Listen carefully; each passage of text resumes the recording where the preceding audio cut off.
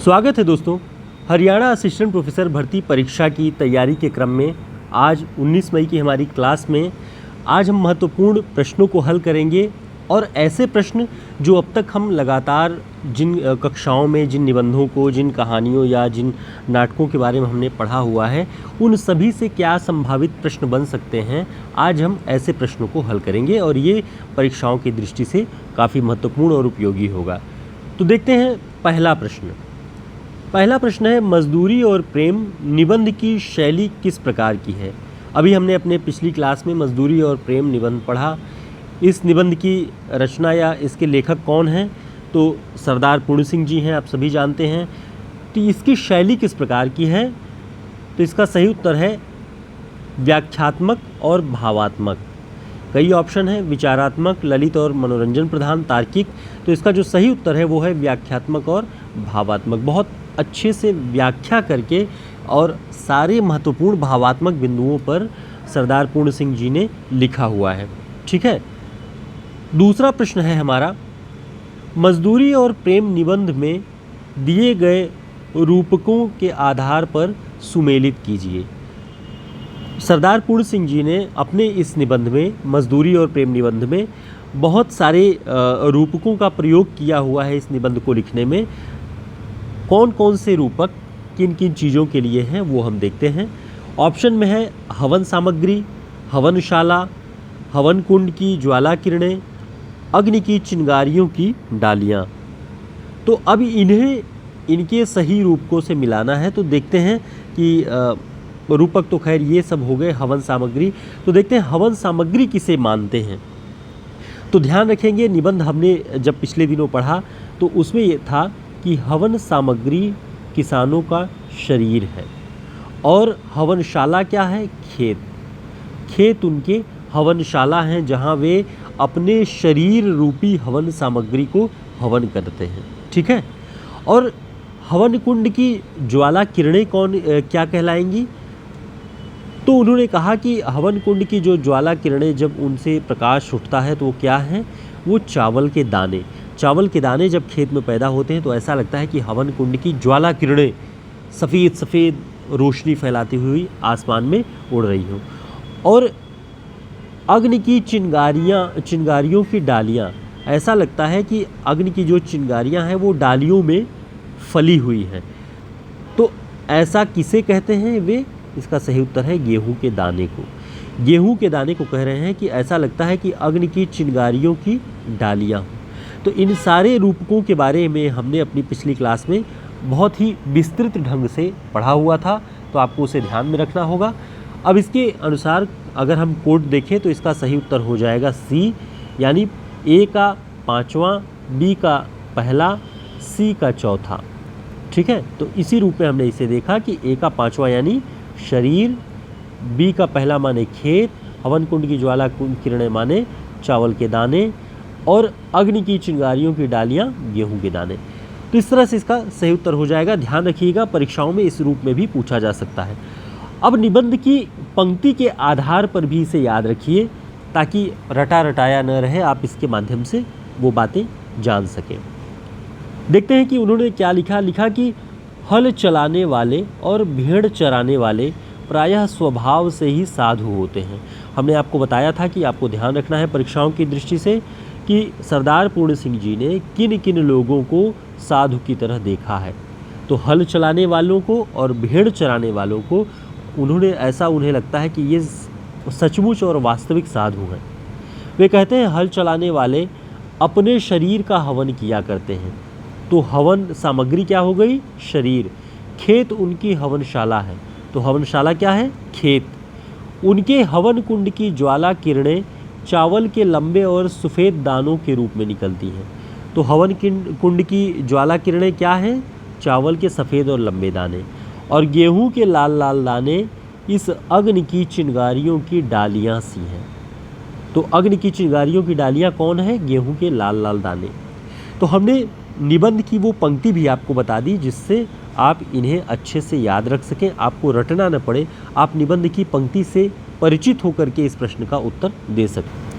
अगला प्रश्न देखते हैं, निम्नलिखित में से कौन सा शीर्षक मजदूरी और प्रेम निबंध में नहीं है। तो ऑप्शन में है गडरिये का जीवन, मजदूर की मजदूरी, प्रेम मजदूरी, मजदूरी और नाटक। तो इसका सही उत्तर क्या होगा? इसका सही उत्तर होगा मजदूरी और नाटक। ये उस निबंध का शीर्षक नहीं है। उसमें कई सारे शीर्षक हैं, जिसमें किसान से शुरुआत होती है, फिर गडरिये का जीवन, फिर मजदूर की मजदूरी, फिर प्रेम मजदूरी और मजदूरी और कला, इस वो शीर्षक है। ये मजदूरी और नाटक नहीं है। तो ध्यान रखेंगे। और कौन कौन से और शीर्षक हैं वो आप हमारे मजदूरी और प्रेम निबंध का जो हमारा वीडियो क्लास है उसमें जा कर के डिटेल में देख सकते हैं, ताकि आपको शीर्षक से परिचित रहें कि किन किन शीर्षकों के अंतर्गत उन्होंने इस निबंध को लिखा हुआ है। तो मजदूरी और नाटक इस शीर्षक से इसमें कुछ नहीं लिखा है उन्होंने। अगला प्रश्न है, मजदूरी और प्रेम निबंध के अनुसार किस प्रकार का ईश्वरीय चिंतन पाप, आलस्य और भ्रष्टाचार में परिवर्तित हो जाता है? मजदूरी और प्रेम निबंध में सरदार पूर्ण सिंह जी ने ये बताया है कि किस प्रकार का चिंतन पाप, आलस्य और भ्रष्टाचार में परिवर्तित होता है। तो ऑप्शन क्या है? दाने के अन्न पर पला हुआ ईश्वरीय चिंतन, मनुष्यता को केंद्र में रखकर बढ़ने वाला चिंतन, कर्म की ओर प्रवृत्त चिंतन, मजदूरी और श्रम को महत्व देने वाला चिंतन। तो कौन सा चिंतन पाप, आलस्य और भ्रष्टाचार में परिवर्तित होता है? तो सरदार पूर्ण सिंह जी ने लिखा कि दान के अन्न पर पला हुआ ईश्वरीय चिंतन जो है, जो लोग दान लेकर के और ईश्वर का भजन कर रहे हैं, ईश्वरीय चिंतन कर रहे हैं, वो ईश्वरीय चिंतन पाप, आलस्य और भ्रष्टाचार में परिवर्तित होता है। आप सभी वर्तमान दौर में भी ये बातें देख रहे होंगे कि जो लोग तमाम ट्रस्ट से या तमाम गवर्नमेंट से या बड़े बड़े धनिकों से जो पूंजी ले करके धर्म कर्म के कार्य को दिखावे के रूप में कर रहे हैं, उसके पीछे भ्रष्टाचार की एक बहुत बड़ी नींव रखी गई है। तो ये बात सरदार पूर्ण सिंह जी कहते हैं। वे कहते हैं कि हमें क्या करना चाहिए कि हमें मनुष्यता को केंद्र में रखकर बढ़ने वाले चिंतन की ओर प्रवृत्त होना चाहिए, और ऐसा चिंतन जो हमें कर्म की ओर आगे बढ़े लेकर के, आलस्य की ओर नहीं, और मजदूरी और श्रम को महत्व देने वाला चिंतन। यानी मजदूरी और श्रम को जो समाज महत्व नहीं देता, उसे उन्होंने कहा कि वो नास्तिक समाज है। असल में नास्तिक वो नहीं है जो ईश्वर को नहीं मानता, असल में नास्तिक वो है जो मनुष्यता, श्रम और मजदूरी को महत्व नहीं देता। क्योंकि जिन हाथों से हमारे भविष्य बन रहे हैं, उनके नींव रखी जा रही है, उन हाथों को महत्व न देना एक तरह से नास्तिकता है। ये पूरे निबंध में उन्होंने बताया हुआ है। तो ये मजदूरी और प्रेम निबंध के अंतर्गत हमने जो क्लास पढ़ी हुई थी, उससे जो प्रश्न बन सकते थे संभावित, वो हमने इसमें देखे। इसके अलावा और देखते हैं कि सरदार पूर्ण सिंह जी मजदूरी और प्रेम निबंध में लिखते हैं कि यही आर्ट है, यही धर्म है। इसके विषय में क्या नहीं कहते, यानी कौन सा विषय आर्ट और धर्म नहीं है निम्न में से जो नीचे लिखा है। तो ये पंक्ति उनके निबंध की है, यही आर्ट है, यही धर्म है। तो क्या आर्ट और धर्म नहीं है? ऑप्शन, सच्चा आनंद तो मुझे मेरे काम से मिलता है। तो ये बात वे लिखते हैं कि ये जो है यही आर्ट और धर्म है। मुझे अपना काम मिल जाए तो फिर स्वर्ग प्राप्ति की इच्छा नहीं। कर्मठता की बात करते हैं, आलस्य की बात वे नहीं करते, इसलिए ये पंक्ति भी सही है। मनुष्य पूजा ही सच्ची ईश्वर पूजा नहीं है, ये बात गलत है। और चौथा, अब तो यही इरादा है कि मनुष्य की अनमोल आत्मा में ईश्वर के दर्शन करेंगे।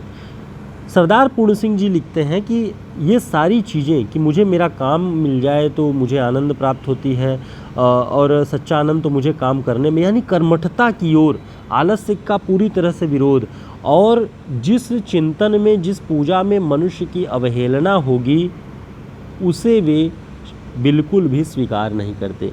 इसलिए तीसरा जो आपका ये कथन है कि मनुष्य पूजा ही सच्ची ईश्वर पूजा नहीं है, ये गलत है। क्योंकि सरदार पूर्ण सिंह जी लिखते हैं कि मनुष्य पूजा ही सच्ची ईश्वर पूजा है। ठीक है, तो ये पंक्ति ध्यान रखिएगा। ये सारी पंक्तियाँ बहुत महत्वपूर्ण हैं निबंध की दृष्टि से, और हमने इसे पढ़ाया हुआ है। अगला प्रश्न है, सरदार पूर्ण सिंह जी मजदूरी और प्रेम निबंध में किस देश की कर्मठ स्त्रियों का उल्लेख करते हैं? ये भी हमने बहुत अच्छे से आपको बताया, और भातेंदु हरिश्चंद्र के भारत वर्षोन्नति कैसे हो सकती है निबंध से तुलना करते हुए भी बताया। तो किस देश की स्त्रियों को कर्मठ उन्होंने कहा है? ऑप्शन में है अमेरिका, चाइना, जापान, भारत। तो इसका सही उत्तर क्या होगा? इसका सही उत्तर है जापान। उन्होंने कहा कि जापान की जो कलावंती स्त्रियां हैं वो कुछ न कुछ छोटे मोटे काम करके और अलग अलग तरीके की कलाकारी से, जो छोटे मोटे टुकड़ों से या किसी चीज़ से जो भी श्रेष्ठ कलाएं बना सकती हैं वो सब करके दूसरे बाहर के देशों में, विदेशों में उनकी वो कलाकृतियां बिक रही हैं, जिससे जापान की उन्नति हो रही है। तो उन्होंने उसमें बताया कि हमने जापान में ऐसी ऐसी कर्मठ और कलावंत स्त्रियों को देखा हुआ, तो ध्यान रखेंगे इस बात को। आगे देखते हैं, धन की पूजा से ऐश्वर्य, तेज, बल और पराक्रम नहीं प्राप्त होने का, चैतन्य आत्मा की पूजा से ही ये पदार्थ प्राप्त होते हैं। चैतन्य पूजा ही से मनुष्य का कल्याण हो सकता है। यह पंक्ति किस निबंध से उद्धृत है? ऑप्शन, भारत वर्षोन्नत कैसे हो सकती है, मजदूरी और प्रेम, मेरे राम का मुकुट भीग रहा है, उत्तरा फाल्गुनी के आसपास। तो इसका सही उत्तर क्या है? इसका सही उत्तर है मजदूरी और प्रेम। सरदार पूर्ण सिंह जी अपने निबंध मजदूरी और प्रेम में लिखते हैं कि धन की पूजा से ऐश्वर्य, तेज, बल और पराक्रम नहीं प्राप्त हो सकता। चैतन्य आत्मा का अर्थ है जीवित मनुष्य और मनुष्यता, जो श्रमरत मनुष्य है, उसकी आत्मा की पूजा से ही ऐश्वर्य, तेज, बल और पराक्रम प्राप्त हो सकता है। चैतन्य पूजा से ही मनुष्य का कल्याण हो सकता है। ये मजदूरी और प्रेम निबंध से है। तो हमने मजदूरी और प्रेम निबंध से 7 महत्वपूर्ण प्रश्न आपको बताए, जिससे आप अंदाज़ा लगा सकते हैं कि कैसे कैसे प्रश्न इन निबंधों से पूछे जा सकते हैं। इनमें कई सारे प्रश्न पूछे भी जा चुके हैं और कुछ मौलिक प्रश्न हैं जो कि संभावित हैं, हमने आपके लिए दिया हुआ है। आगे देखते हैं, एक कथन है कि वैसे ही प्रेममय परमात्मा भी हमको तभी मिलेंगे जब हम अपने ज्ञान का अभिमान खो दें। यह भी बड़े मनुष्य का काम है। यह किस निबंधकार की पंक्ति है? ऑप्शन में है भारतेंदु हरिश्चंद्र, सरदार पूर्ण सिंह, विवेकी राय, प्रताप नारायण मिश्र। तो इसका सही उत्तर क्या है?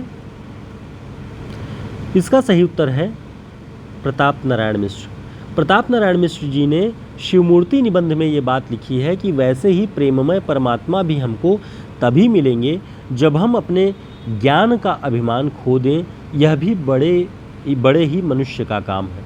तो ये बात जब शिव की मूर्ति के माध्यम से मनुष्यता की स्थापना की बात प्रताप नारायण मिश्र जी लिखते हैं, तब वे कहते हैं कि हम ईश्वर को तभी प्राप्त कर सकते हैं या ईश्वर हमें तभी मिलेगा जब हम अपने भीतर से ज्ञान के अभिमान को मिटा देंगे, और बड़े मनुष्य का यही लक्षण है। शिवमूर्ति निबंध में ये बात प्रताप नारायण मिश्र जी ने लिखी हुई है, ध्यान रखिएगा। क्योंकि वे कहते हैं कि ज्ञान के अभिमान में जो व्यक्ति रमा हुआ है वो अपने आसपास के मनुष्यों को वो इज्जत, सम्मान और प्रतिष्ठा नहीं दे सकता, और जब मनुष्यों को वो सम्मान नहीं दे सकता तो ईश्वर को भी वो सम्मान वो नहीं दे पाएगा। उसके भीतर वो भावना नहीं आ पाएगी जिससे ईश्वर प्राप्त नहीं हो सकते। तो आप लोग शिवमूर्ति निबंध की जो सारांश और व्याख्या हमने बताई हुई है उसे जाकर के पढ़ सकते हैं और उससे संभावित प्रश्न आप पता कर सकते हैं। अगला देखते हैं, शिवमूर्ति निबंध में प्रताप नारायण मिश्र ने कितने रंग की मूर्तियों का उल्लेख किया है? प्राय इस निबंध में प्रताप नारायण मिश्र जी ने किया क्या है कि शिवमूर्ति, शिव जी की अलग अलग धातु, अलग अलग पदार्थों से बनी हुई मूर्तियों, अलग अलग रंगों से बनी हुई मूर्तियों और उनका आकार कैसा हो, इन सभी पर बात की है। और बात करते हुए वे उन्होंने बताया कि आडंबर और पाखंड को हटाकर यदि हम मनुष्य को वो प्रतिष्ठा दे सकें तो असल में जो ईश्वर है वो हमारे भीतर वास करेगा, हमारे हृदय रूपी मंदिर में वास करेगा और हम उसकी पूजा कर सकते हैं श्रेष्ठ भाव से। तो उन्होंने कहा कि कितने रंग की मूर्तियां हों? ऑप्शन 5, 6, 3, 9। तो ध्यान रखेंगे, शिवमूर्ति निबंध में प्रताप नारायण मिश्र जी ने कुल प्रमुखतः 3 रंग की मूर्तियों का उल्लेख किया है, जिनमें सफ़ेद, श्वेत वर्ण, लाल और काली, 3 रंग की मूर्तियों का उन्होंने बताया कि जो प्रचलन में है हमारे देश में। तो सभी अलग अलग मूर्तियों के क्या महत्व हैं, क्या उद्देश्य हैं, जिसमें उन्होंने काले रंग की जो मूर्तियां होती हैं उनकी श्रेष्ठता को उन्होंने बताया कि जिस तरह हमारी आँख की पुतलियाँ काली हैं और इन्हीं काली पुतलियों से हम पूरे संसार को, प्रकाशमान संसार को देख पाते हैं, जिस तरह सिर की शोभा बढ़ाने के लिए सिर पर बाल होते हैं, वैसे ही जब सारी चीज़ों की शोभा ये काला रंग बढ़ा रहा है तो वैसे ही ईश्वर का रंग भी काला हो तो शोभायमान है, क्यों न शोभायमान हो, वो ये बात कहते हैं लाल रंग की जो मूर्तियाँ होती हैं वे प्रेमानुराग सिक्त हैं, यानी प्रेम अनुराग का रंग जो लाल है वो उसका प्रतीक है। और श्वेत रंग की मूर्तियों की बात कहते हैं कि जिसमें सबके लिए समान भाव से स्पेस हो, सबके लिए प्रवेश का उस ईश्वर के पास द्वार खुला हो, शांत चित्त, वो श्वेत मूर्तियां हैं। तो इन 3 रंग की मूर्तियों का उन्होंने उल्लेख किया है।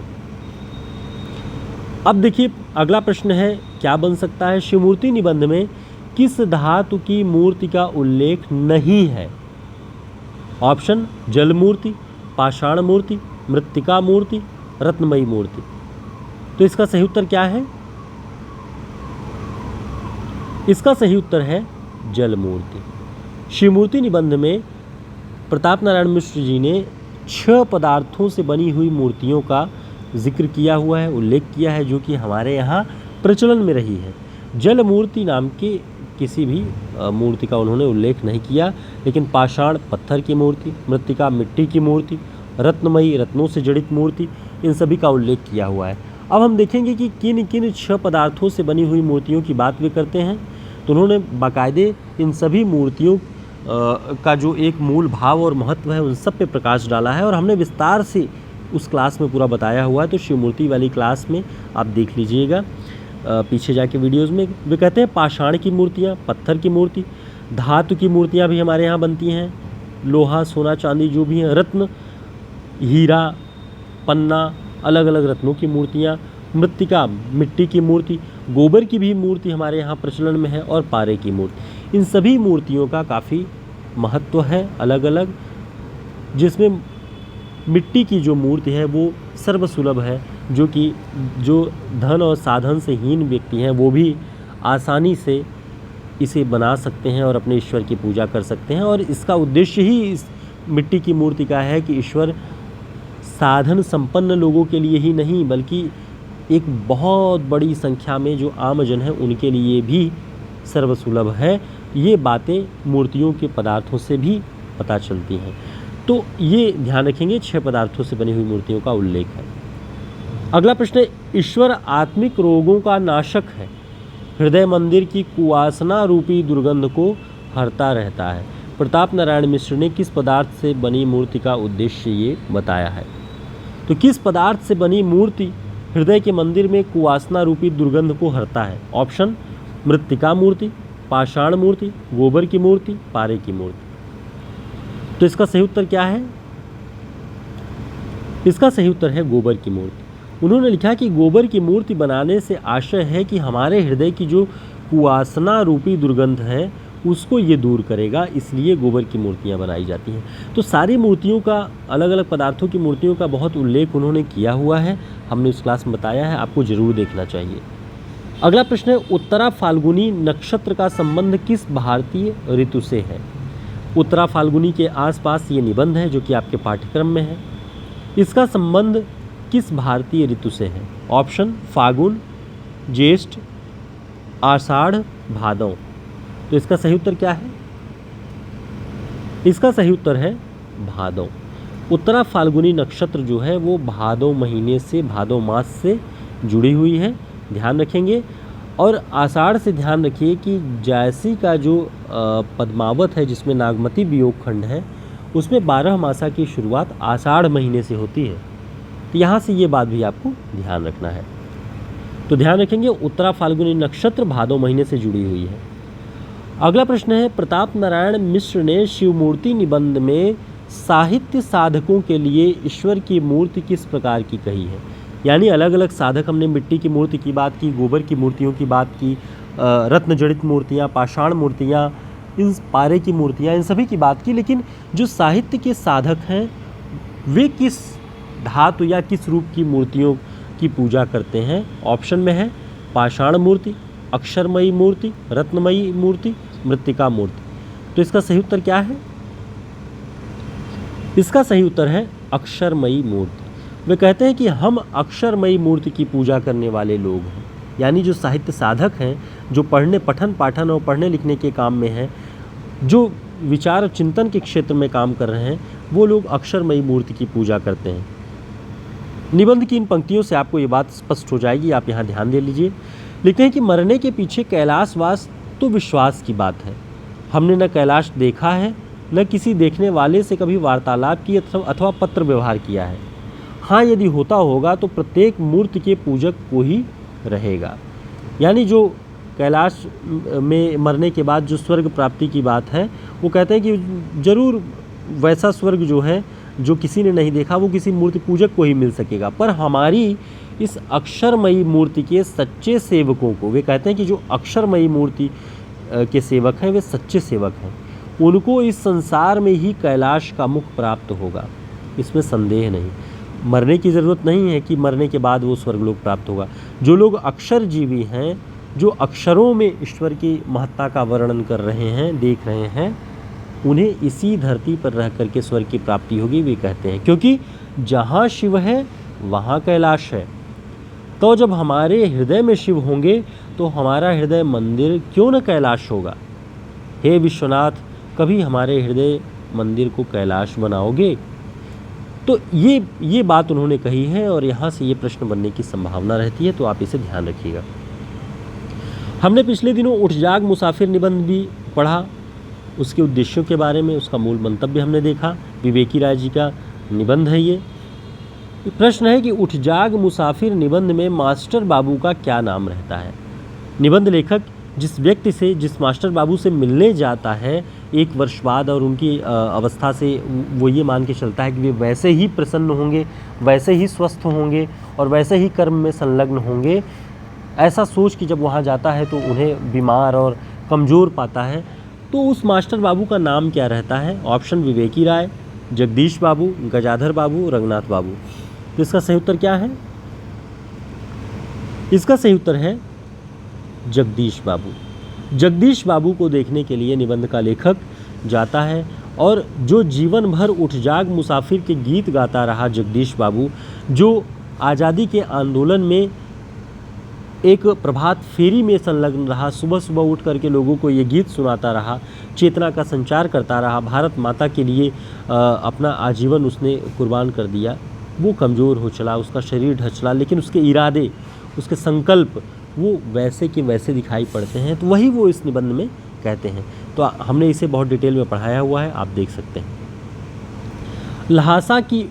लहासा से उत्तर की ओर शीर्षक खंड किस रचना के अंतर्गत है। लहासा से उत्तर की ओर। ऑप्शन सौंदर्य की नदी नर्मदा, माटी की मूर्तें, चीड़ों पर चांदनी, मेरी तिब्बत यात्रा। तो लहासा से उत्तर की ओर शीर्षक खंड मेरी तिब्बत यात्रा राहुल सांकृत्यायन की है, उसमें है। कुल 5 खंड हैं और 4 परिशिष्ट हैं इस पुस्तक में, मेरी तिब्बत यात्रा में। तो ध्यान रखेंगे, लहासा से उत्तर की ओर शीर्षक जो खंड है वो मेरी तिब्बत यात्रा राहुल सांकृत्यायन की रचना है, उसमें है। अगला प्रश्न है, मेरी तिब्बत यात्रा में राहुल सांकृत्यायन के फोटोग्राफर का क्या नाम रहता है। दोस्तों, हमारे टेलीग्राम और व्हाट्सएप ग्रुप का लिंक आपको डिस्क्रिप्शन बॉक्स में मिल जाएगा, आप उसे ज्वाइन कर लें ताकि समय पर जो सूचनाएं हैं या महत्वपूर्ण जानकारियां आपको ग्रुप के माध्यम से मिलती रहती हैं, तो उसे ज्वाइन कर लें। और साथ ही अगर आप नए हैं चैनल पे, आपने अभी 1-2 क्लासेस ही देखी हैं, तो चैनल को सब्सक्राइब कर लें। यहाँ आपकी जानकारी के लिए पर्याप्त सामग्री और कम समय में वो चीज़ें आपको यहाँ मिलती रहेंगी। तो देखते हैं, मेरी तिब्बत यात्रा में राहुल सांकृत्यायन के फोटोग्राफर का क्या नाम रहता है। ऑप्शन धर्मवर्धन, लक्ष्मी रत्न, दीपांकर, राहुल। तो इसका सही उत्तर क्या है। इसका सही उत्तर है लक्ष्मी रत्न। इस यात्रा वृत्तांत में जो फोटोग्राफर उनके साथ रहता है उसका नाम लक्ष्मी रत्न रहता है, लेकिन इसका जो मूल नाम तिब्बत की भाषा में है वो आप देखेंगे, उसका नाम है नातीला। ला से तात्पर्य है जी, ठीक है। उसकी नानी जो रहती हैं नाती, उसका मूल नाम रहता है, और जी लगाने के लिए वहाँ ला लगाया जाता है, तो ला से तात्पर्य है जी। तो नातीला जो है, नातीला है, वो राहुल सांकृत्यायन जी का फोटोग्राफर है, और इसका नाम हिंदी में उन्होंने लिखा है लक्ष्मी रत्न। ठीक है, तो ध्यान रखिएगा। अगला प्रश्न है, ब्राह्मण न तो किसी के राज्य में रहता है और न ही किसी के अन्न पर पलता है। यह कथन जयशंकर प्रसाद के किस नाटक से लिया गया है? ऑप्शन स्कंदगुप्त, अजातशत्रु, चंद्रगुप्त, ध्रुवस्वामिनी। तो इसका सही उत्तर क्या है? इसका सही उत्तर है चंद्रगुप्त। चंद्रगुप्त नाटक की ये पंक्तियां हैं, चाणक्य का कथन है। ठीक है, ध्यान रखिएगा। अगला प्रश्न है, नागमती वियोग खंड के विषय में कौन सा कथन सही नहीं है? ऑप्शन जायसी ने बारहमासा के रूप में नागमती के वियोग का मार्मिक चित्रण किया है, ये कथन सही है। यह वियोग प्रवासजन्य विरह के अंतर्गत आता है, ये भी सही है। यह वियोग चैत्र मास से आरंभ होता है और अंतिम है। इस खंड में पक्षियों के माध्यम से संदेश भेजने का उल्लेख भी है। तो ये तो सही है कि पक्षियों के माध्यम से, जे पंछी के नियर होई करह विरह के बात, सोई पंछी जाई मुई तरिवर होई निपात। तो पक्षियों के माध्यम से वो संदेश भेज रही है। पक्षी जो है वो रास्ते में ही जल जा रहे हैं और जिस वृक्ष पर वो पक्षी बैठते हैं उस वृक्ष की पत्तियां झड़ जाती हैं। तो इस तरह का उल्लेख उसमें है और ये पंक्ति गलत है, ये कथन। यह वियोग चैत मास से आरंभ नहीं होता है। अभी हमने आपको ऊपर बताया कि आषाढ़ महीने से नागमती वियोग खंड के 12 मासे की शुरुआत होती है। तो ध्यान रखेंगे, ये आपका सही उत्तर हो जाएगा। अगला प्रश्न है, मैला आंचल की कथा क्षेत्र कौन सी है? ऑप्शन रांची के निचले क्षेत्र, पटना के समीप गांव, कोसी नदी के तटीय क्षेत्र, बिहार के पूर्णिया जिले के मेरीगंज गांव। तो इसका सही उत्तर क्या है? इसका सही उत्तर है बिहार के पूर्णिया जिले के मेरीगंज गांव का। तो ध्यान रखेंगे, आप सभी परिचित होंगे इससे और रिवीजन भी होना चाहिए जिनको ये ध्यान ना होगा, क्योंकि हमने कई बार जो कम्युनिटी पोस्ट होते हैं यूट्यूब के, वहाँ पर हमने जो क्विज प्रश्न दिए हैं, लगभग 50% लोग ही, 5000-6000 लोगों में से 2500-3000 लोग ही सही उत्तर बता पाते हैं इस प्रचलित प्रश्न के भी। तो इसे ध्यान रखिएगा कि बिहार के जिला पूर्णिया और गांव है मेरीगंज, उसकी कथा है मैला आंचल में। अगला प्रश्न है, मैला आंचल उपन्यास में कौन सा पात्र हमेशा सुपारी चबाता रहता है? ऑप्शन डॉक्टर प्रशांत, कालीचरण, भगवान भगत, बालदेव। तो इसका सही उत्तर है भगवान भगत, वो हमेशा सुपारी चबाता रहता है। अगला प्रश्न है, तमस उपन्यास को कौन सा पुरस्कार प्राप्त हुआ? भीष्म साहनी का ये उपन्यास है। ज्ञानपीठ, साहित्य अकादमी, मैग्सेसे, पद्मश्री। कौन सा पुरस्कार प्राप्त हुआ है? साहित्य अकादमी। तमस उपन्यास को साहित्य अकादमी पुरस्कार मिला है कब? 1975 में। ध्यान रखिएगा, 73 में ये प्रकाशित हुआ है ये उपन्यास और 75 में से साहित्य अकादमी का पुरस्कार मिलता है। भीष्म साहनी जी का है, ध्यान रखिएगा। और सांप्रदायिकता को केंद्र में रख के ये उपन्यास लिखा गया है। गोदान के अंत में दहनिया ने दातादीन से क्या कहा है? ये प्रश्न ऐसे हैं जो टेक्स्ट बुक लगी हुई है आपकी, तो जो पूछे गए प्रश्न अलग अलग परीक्षाओं में हमने उसको कलेक्ट करके आपके लिए एक मॉडल प्रश्न इस तरह से रखा हुआ है कि आप ध्यान रखें, इनसे आपका रिवीजन भी होता है। गोदान के अंत में धनिया ने दातादीन से क्या कहा? ऑप्शन महाराज, घर में न गाय है, न बछिया, न पैसा, यही पैसे हैं, यही इनका गोदान है। पंडित जी, घर में फूटी कौड़ी नहीं है, गरु गाय भी नहीं है। तीसरा, भैया मेरी लाज रखो, भगवान ने हमारी नहीं सुनी, गाय गरु तो है नहीं, इन्हीं पैसों को गोदान समझो। चौथा, मालिक भगवान ने हमें कर्ज में ही रखा, जीवन भर गाय को तरसते रहे। तो अंत में उसने क्या कहा? इसका सही उत्तर है ए, महाराज, घर में न गाय है, न बछिया, न पैसा, यही पैसे हैं, यही इनका गोदान है। तो ध्यान रखिएगा इसको। अगला प्रश्न है, एक कथन है कि मैं फिर से काम शुरू करूंगा यहीं इसी गांव में, मैं प्यार की खेती करना चाहता हूं, आंसू से भीगी धरती पर प्यार के पौधे लहलहाएंगे, मैं साधना करूंगा। यह कथन किसने किससे कहा है? ऑप्शन गुसाई साहब ने लक्ष्मी से, प्यारू ने मौसी से, डॉक्टर प्रशांत ने ममता से, तहसीलदार ने कमला से। तो मैं यहीं इसी गांव में फिर से काम शुरू करूंगा, मैं प्यार की खेती करना चाहता हूं, आंसू से भीगी धरती पर प्यार के पौधे लहलहाएंगे, मैं साधना करूंगा। ये बात डॉक्टर प्रशांत ममता से कहता है, ध्यान रखिएगा। डॉक्टर प्रशांत तो कहता है, लेकिन किससे? ममता से। अगला प्रश्न है, श्रेय नहीं कुछ मेरा, मैं तो डूब गया था स्वयं शून्य में, वीणा के माध्यम से अपने को मैंने सब कुछ को सौंप दिया था। यह किस कवि की पंक्तियां हैं? ऑप्शन मुक्तिबोध, धूमिल, अज्ञेय, राजकमल चौधरी। तो इसका सही उत्तर क्या है?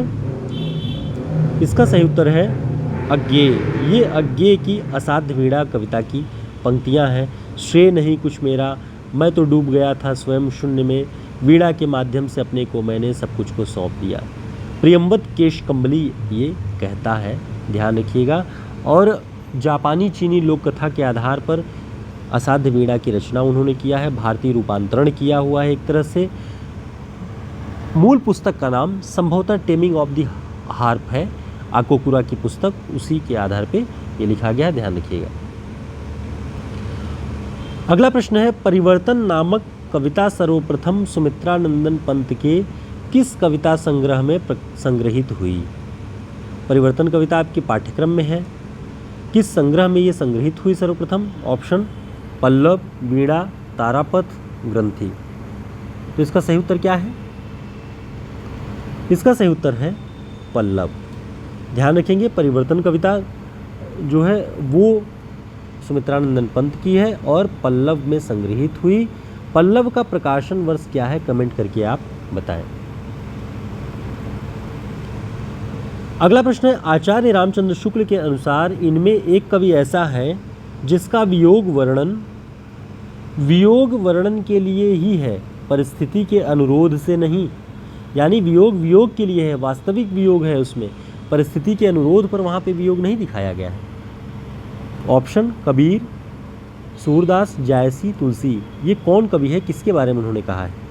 तो इसका सही उत्तर है जायसी, और जायसी के नागमती वियोग खंड की बात भी कर रहे हैं। ठीक है, तो ये परिस्थिति के अनुरोध से नहीं है, बल्कि वो वियोग है।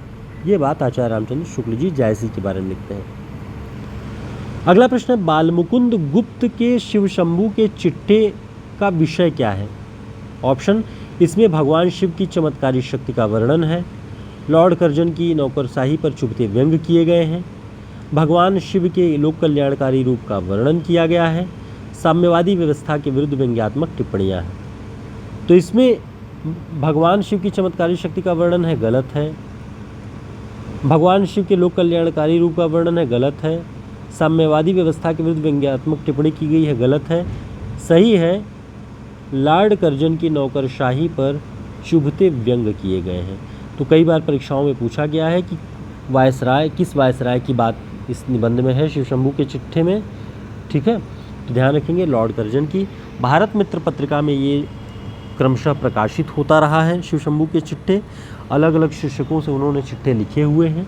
तो ये सभी बातें ध्यान रखिएगा। अगला प्रश्न है, कामायनी के संदर्भ में असत्य कथन को चिन्हित कीजिए। ऑप्शन, यह कृति समरसता और आनंदवाद का शंखनाद करती है। ये रचनाएं सब आपके पाठ्यक्रम में हैं, इसलिए इस पर आधारित प्रश्नों को हमने इसमें प्रैक्टिस सेट में रखा हुआ है। तो कामायनी के संदर्भ में असत्य कथन को चिन्हित करना है। यह कृति समरसता और आनंदवाद का शंखनाद करती है, सही है। नारी सृष्टि के लिए संजीवनी है, सही है। इस कृति में मानवीय संवेगों का उदात्तीकरण नहीं है, ये गलत है। मानवीय संवेगों का उदात्तीकरण है इसमें, और यह शाश्वत जीवन और मानुष कल्याण का काव्य है। तो ये बातें सही हैं और इसे ध्यान रखिएगा, ये आपका सही उत्तर हो जाएगा। अगला प्रश्न है, उत्तर भारतीय गंगा तीरी किसान इसे एक कीर्तिनाशा कर्मनाशा नक्षत्र मानते हैं। उत्तरा फाल्गुनी के आसपास निबंध में किस नक्षत्र के विषय में ये कहा गया है? तो उत्तरा फाल्गुनी के आसपास ये निबंध किसका है? कमेंट करके ज़रूर बताएं। हमने इसे आपको पढ़ाया हुआ है और इसमें लिखा गया है कि 3 नक्षत्र ऐसे हैं जो बहुत चर्चित हैं, भादव मास के हैं वो। तो उन्होंने 3 नक्षत्रों का उल्लेख किया है, मघा यानी मेघा, पूर्वा फाल्गुनी, उत्तरा फाल्गुनी, और जिसमें से एक को कीर्तिनाशा कर्मनाशा कहा है। वो कौन है? वो है पूर्वा फाल्गुनी।